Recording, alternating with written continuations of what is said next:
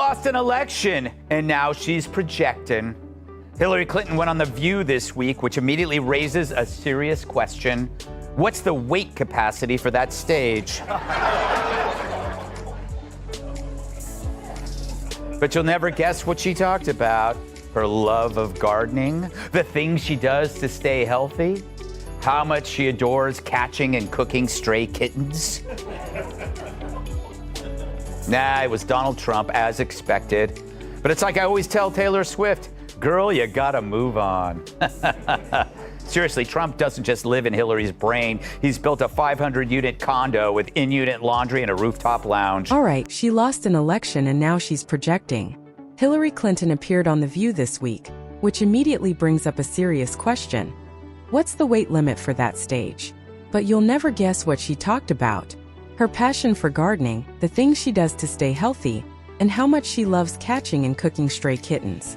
Just kidding, of course it was Donald Trump as expected. But like I always tell Taylor Swift, girl, you need to move on. Seriously, Trump doesn't just live in Hillary's mind. He's constructed a 500-unit condo with in-unit laundry and a rooftop lounge. When Greg Gutfeld targets someone, no political heavyweight is safe, especially not Hillary Clinton. In a takedown filled with razor-sharp wit and brutal honesty, Gutfeld strips away the polished veneer of political theater to reveal the real Hillary behind the smirks and sound bites. From email scandals to global mistakes, nothing is off-limits as he tears down her legacy with a smirk and a mic drop. Get ready. This isn't just criticism.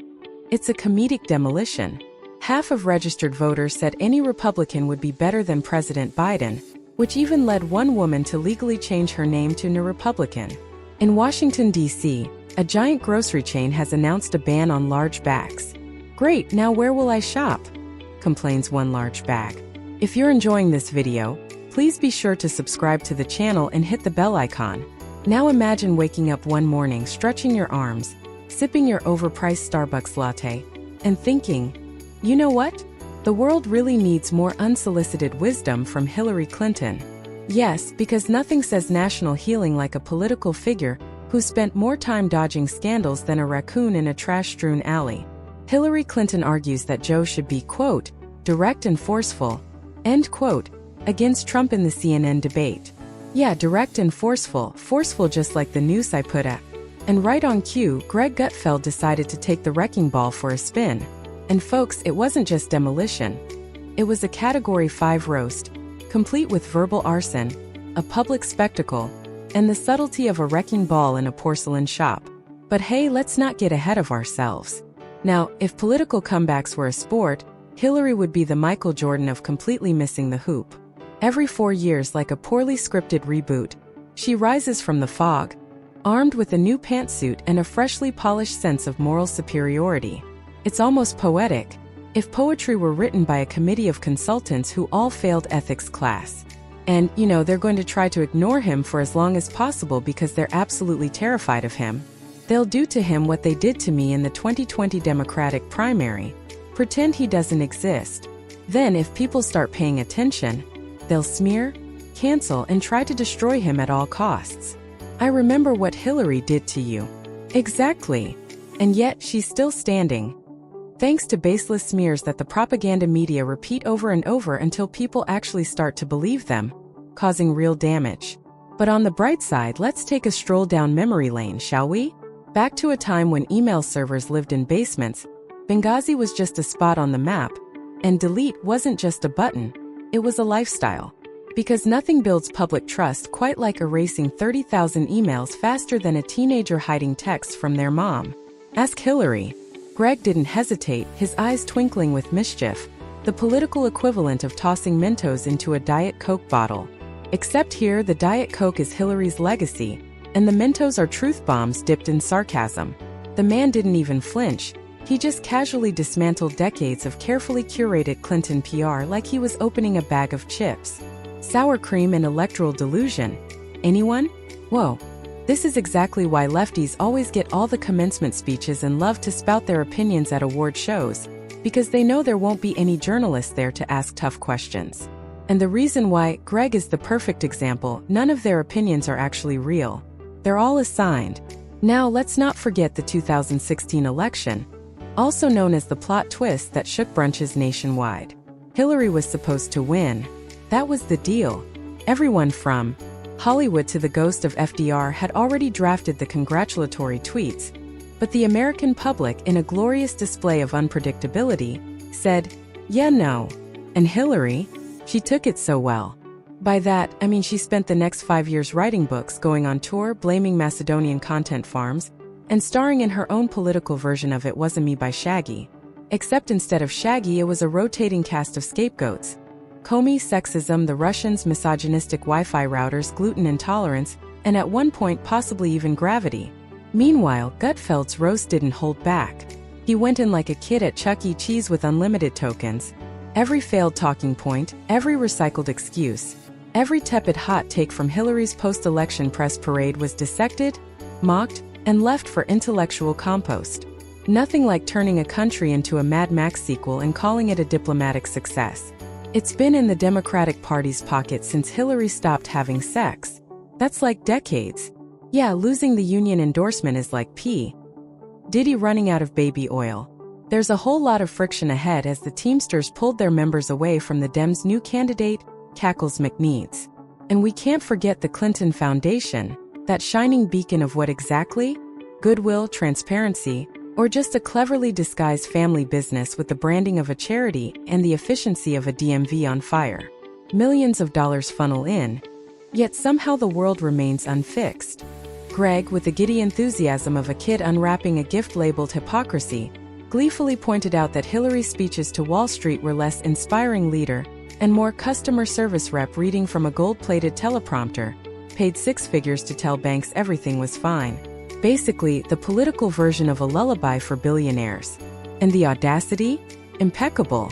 He peeled away the layers of polished narrative like an onion made of ambition, ego, and ironic detachment. And yes, there were tears, but only from the audience laughing hysterically.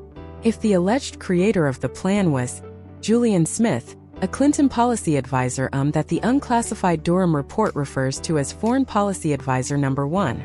And this woman, just look how happy she is. She's like, "I got away with everything. I nailed it." Then Obama made her the liaison to NATO. Well, not Obama, Biden.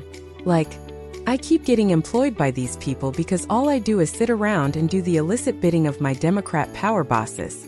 Let's not forget her sudden rebranding as a champion of truth. That's rich coming from someone who once claimed to be dead broke, while owning more real estate than the entire Monopoly board. Hillary's relationship with truth is like a vegan at a barbecue. Awkward, tense, and full of contradictions. And somehow, she still manages to present herself as a voice of moral clarity in politics. That's like being the designated driver at a demolition derby. Sure, it sounds responsible, but you're still in the wrong place. Greg's takedown was so clinical, so ruthless, it felt like watching a roast on the History Channel educational but with jokes. Greg reminded us that Hillary has been involved in more scandals than most soap operas, but with worse acting. Every relatable moment feels like it was approved by a focus group and tested on lab rats for authenticity. Drinking beer at a dive bar? Staged. Riding the subway? Staged. Braiety. This one's wild. Hillary Clinton in 2008 saying some straight-up MAGA-type things, telling people to come out of the shadows, and if they've committed a crime, deport them, no questions asked. She said, "If they're Republicans, if they've been working and are law-abiding, we should say, here are the conditions for staying. You have to pay a stiff fine because you came here illegally, pay back taxes, try to learn English, and wait in line. You have to wait in line." It's all true, even if it's hard to believe. But the kicker, the piece de resistance of this roast? Gutfeld casually tossed out a rhetorical Molotov cocktail about Clinton's unique ability to make everything worse just by endorsing it. Endorse a candidate, they lose. Endorse a policy, it tanks. It's like she's cursed by the gods of irony. If Hillary supported gravity, objects would just start floating. Meanwhile, back at Clinton HQ, the strategy seems to be deny everything, deflect always, and for the love of all that's politically sacred, never take responsibility. It's like watching a magician who only performs vanishing acts with emails, accountability, and credibility. Now, is it unfair to blame Hillary for everything? Probably. Is it fun? Absolutely.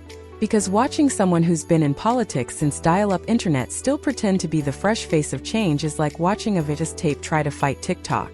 And don't even get me started on the media echo chamber that follows her around like a caffeinated cheerleading squad. What she meant was exactly what she said, it just didn't land again. Hillary Clinton, of course, is the original election denier.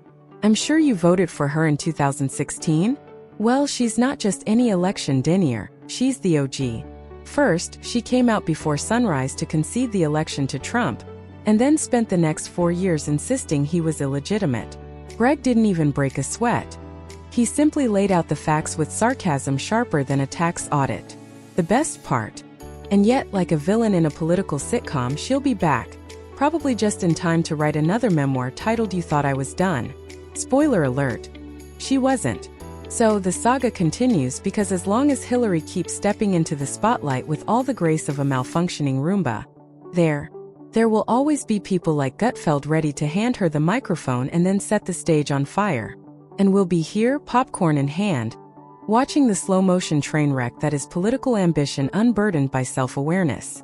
Because nothing says, "I'm done with politics," like popping up on every news cycle like a haunted political Furby. And let's talk about those endless interviews where she offers insight like the nerve, the absolute nerve, of this woman to have committed federal crimes and gotten away with it because James Comey didn't have the spine to bring it. Greg reminded America that she's less Jedi Master and more corporate HR rep with a grudge and a Gmail problem. And the fans? They ate it up. Why? Because for once, someone said out loud what everyone else only mumbles at Thanksgiving dinner.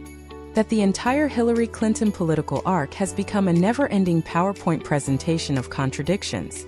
Champion of women, unless they accuse someone she likes. Defender of truth, unless it's under subpoena. Fighter for the people, sure, as long as they're pre-approved donors with strong Wi-Fi. But here's the most delicious irony of all. Despite the years of branding, rebranding, deflection, and strategic silence, Hillary Clinton still manages to miss the one thing that might have actually saved her public image: genuine humility.